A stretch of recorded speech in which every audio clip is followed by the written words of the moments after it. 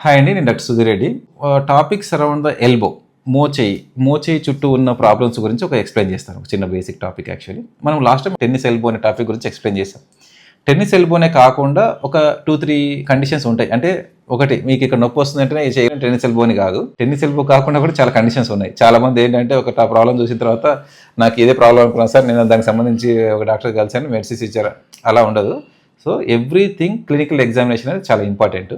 నీకు ఎక్కడ పెయిన్ ఎలా వస్తుంది అనే దాన్ని బట్టి చాలా కండిషన్స్ ఉంటాయి. బేసికలీ ఇటు సైడ్ వచ్చేదాన్ని ఈ ఫ్లెక్సర్ టెండన్స్ అన్ని ఆరిజిన్ అన్ని కూడా ఇక్కడ నుంచి వచ్చేదాన్ని టెన్నిస్ ఎల్బో అంటాం. అలానే ఇక్కడ సైడ్ ఉన్న లిగమెంట్స్ లాగానే ఇక్కడ సైడ్ కూడా ఫ్లెక్సర్ టెండన్స్ అని ఉంటుంటాయి. ఇవన్నీ కూడా ఆరిజిన్ పాయింట్ ఇక్కడ నుంచి స్టార్ట్ అవుతుంది. ఇక్కడ నుంచి ఆరిజిన్ అయిన ఈ లిగమెంట్స్ అన్నీ కూడా మనం ఇట్లా మడవాలంటే కూడా ఇక్కడ, అంటే వెయిట్స్ ఎత్తినప్పుడు చేసినప్పుడు కూడా ఇక్కడ పెయిన్ అనేది వస్తుంటుంది.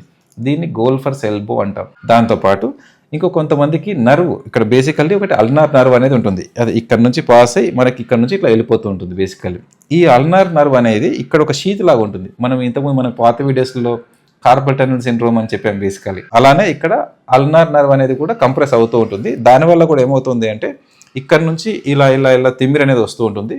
ఈ 2 ఫింగర్స్ అంటే లైక్ సివియర్ స్టేజ్లో ఇలా వచ్చేస్తుంది. ఇలా స్ట్రైట్ చేయాలి అంటే కూడా చేయలేరు, ఇలానే ఈ పొజిషన్లో ఉండిపోతుంది.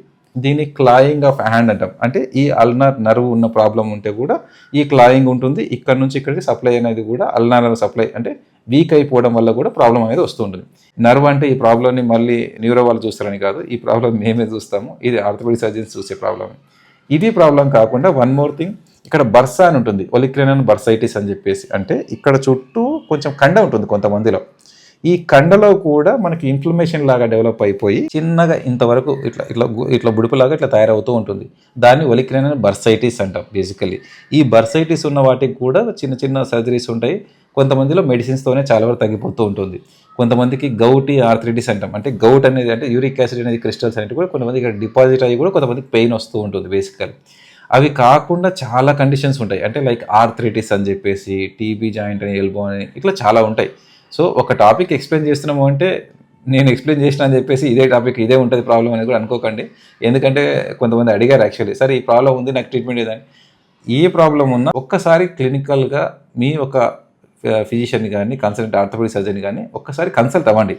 మీకు ఇందులో ఏ ప్రాబ్లం ఉంది, దానికి క్లినికల్ ఎగ్జామినేషన్ చూసిన తర్వాత దానికి ఎక్స్రేసా లేకపోతే అల్ట్రాసౌండా ఏది అనేది చెక్ చేసుకున్న తర్వాత, కొన్ని బేసిక్ టెస్ట్లు అనేది చెక్ చేసుకున్న తర్వాత దానికి ట్రీట్మెంట్ ఏంటి అనేది మనం డెసిషన్ తీసుకుంటాం బేసికల్లీ. Okay, thank you.